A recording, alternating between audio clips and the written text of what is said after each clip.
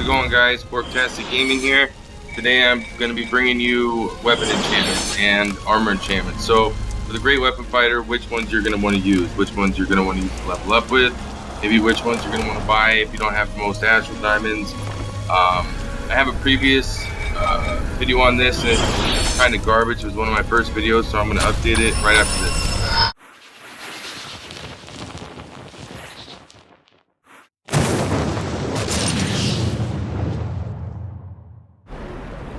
Alright guys, and just before we get into this, I just want to, kind of get it out there and let you guys know that this channel is not just going to be NeverWinter. Basically, I want to change some lives, man. I want to bring people together, and I want to make gaming better for our community. So, with that being said, I have the Amazing Gamer series coming out. Check that out, it's on the channel. But into NeverWinter, since most of you showed up for that. As a great weapon fighter now, the Vorpal is best in slot. That's kind of obvious if you've been playing the game for a while. If not, then the reason being is it gives you a critical severity increase. The Vorpal right here gives you 25% severity increase, and I think the greater Vorpal is like 38.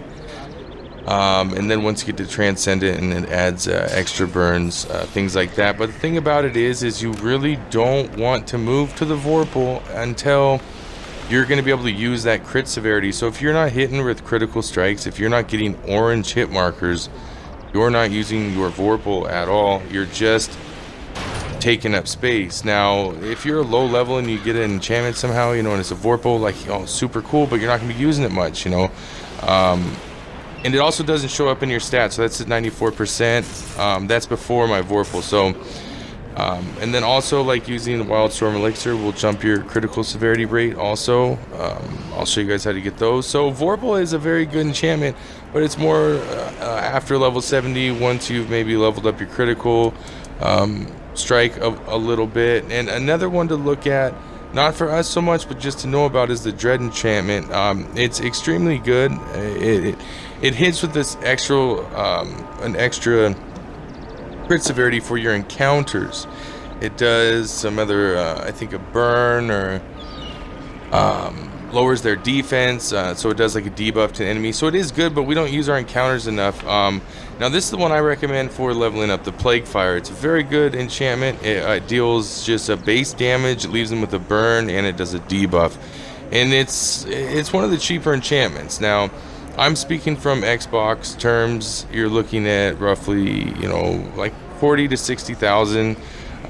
35 on a good day. You get someone trying to get some astral diamonds, so that's an extremely good one, and it helps you get through those lower levels. Now the lesser life drinker, this is like a poor man's enchantment. This one would work, it's like 15,000 on Xbox, sometimes for like 10.9. It's crazy. So I mean, if you don't got nothing, that's one to go for, the life drinker. PlagueFire as you're leveling up, and once you get your crit high enough, I'd say go to the Vorpal. Now as your armor enchantment, the SoulForged is spoken about a lot. It's very good, but if you're not dying, you're not using it. So this is something when you're at a higher level, a lower level, leveling up, great, man. You want this, you're dying all the time, this is awesome, right? So but once you hit, like, you toughen up a little bit, you want to go to the Negation, and use that for most of your dungeons. Now when you're running dragons and you're running Orcus, and if you're dying a lot, then you switch to the Vorpal. But once you stop dying a lot, once you get toughened up enough, above 70, around 2,800 item level, maybe go to the Negation and think about just toughening up even more so you don't die much at all. Then when you do start dying, you have your SoulForged that you've used, leveling up all the way in your bag, and you can swap to it. Oh man, I keep dying, I gotta keep respawning, so hey, I'm gonna throw my SoulForged in so that my buddies don't gotta pick me up as much. And that's a very good way to go about it.